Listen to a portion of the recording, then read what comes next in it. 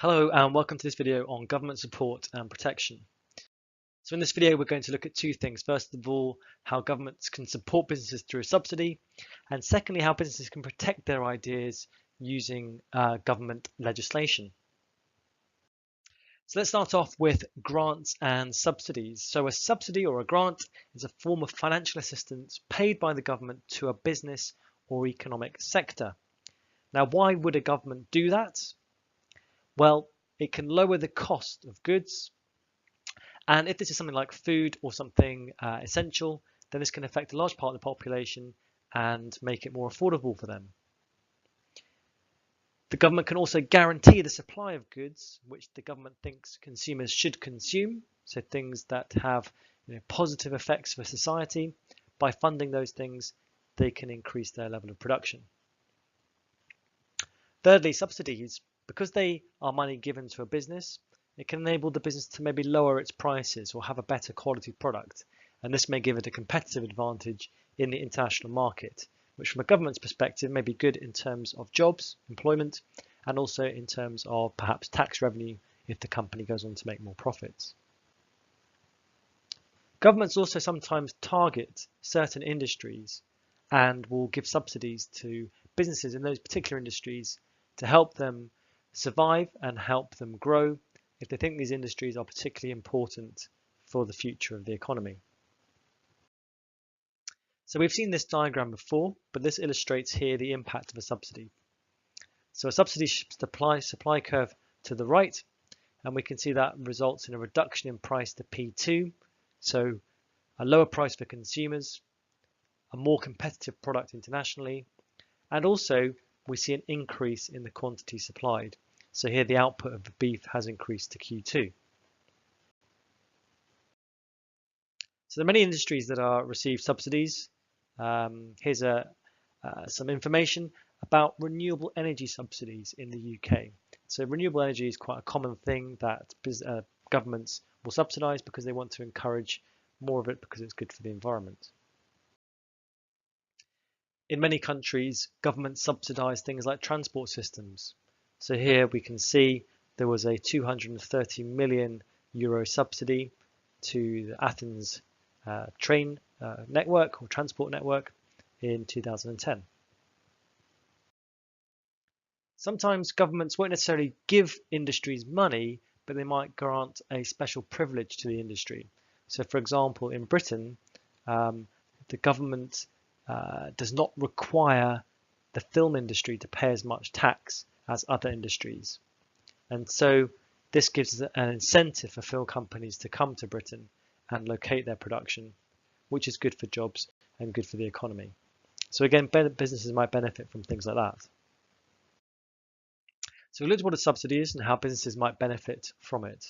Now we're going to look at the ways in which businesses can protect their ideas using government legislation. So businesses will often have good ideas. That's what entrepreneurship is all about.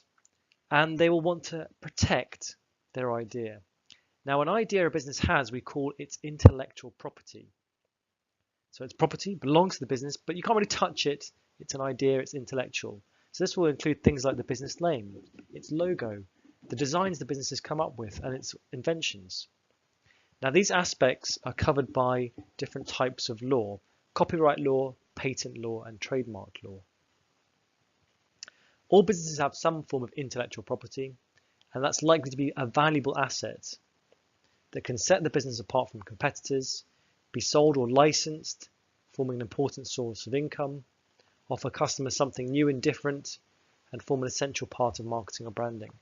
And we really want businesses to be able to protect their ideas. There is no incentive to come up with a good idea if you know that a rival business is just going to steal it and make a profit out of it. Why would you bother? You need to have those ideas protected. If you came up with them, then we don't want people to steal them. So let's go through these three types of law now. The first one is copyright. So you might recognize this little C.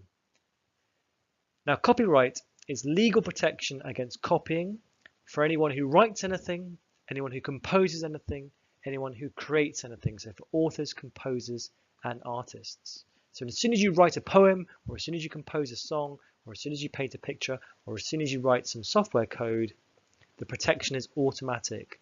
the copyright law states that if you've created this and you are the author, the originator, then as soon as you've created it, it belongs to you and cannot be copied without your permission. Now, generally speaking, certainly looking at UK law, this tends to last for 70 years after the death of the creator.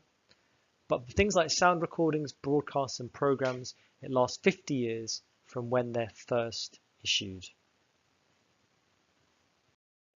Okay, the next one is patent. So if you come up with a wonderful invention like the hoverboard or something like that, you'll want to protect that idea and stop anyone else stealing your plans and copying your product.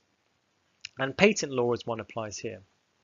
Now, a patent is an official document granting the holder the right to be the only user or producer of a newly invented product or process for a specified period. So here this is not automatic.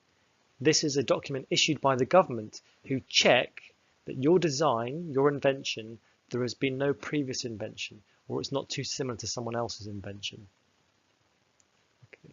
In the UK, there is a Copyright Design and Patents Act, and that gives patent holders the exclusive monopoly right to use, make, license, or sell the invention they've come up with for up to 20 years after it's been registered.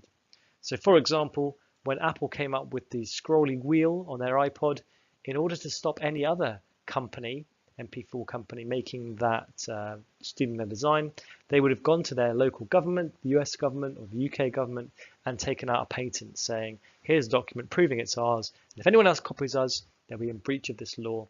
We can sue them, we can prevent them from doing it. Okay, the final one is trademark law. Now, businesses typically have logos or jingles, and what you don't want is another business to be using your logo or jingle. And so what you will do is register that as something unique to your business. And so trademarks always have this R at the end, meaning registered trademark. So signs, logos, symbols, or words displayed on a company's products or advertising, including sounds which distinguish its brand from those of its competitors, can be trademarked. Again, you need to register that with the government, and they will check to see, right, has anyone else registered a logo that looks like this, or has anyone registered this particular sound? Now, if they think perhaps your symbol or your words are not really something that's unique to your business, then they won't allow you to take out a trademark for that particular word. Okay, so trademarks, again, something unique to the business that the business can register with the government. This is ours, and prevent other businesses from using your logo, symbols, or anything unique to the business. So in this video, we've looked at what is meant by a subsidy and why they're good for, or how they affect businesses. And then secondly, the 3 ways in which businesses can protect their ideas. That's it. Thank you very much for listening.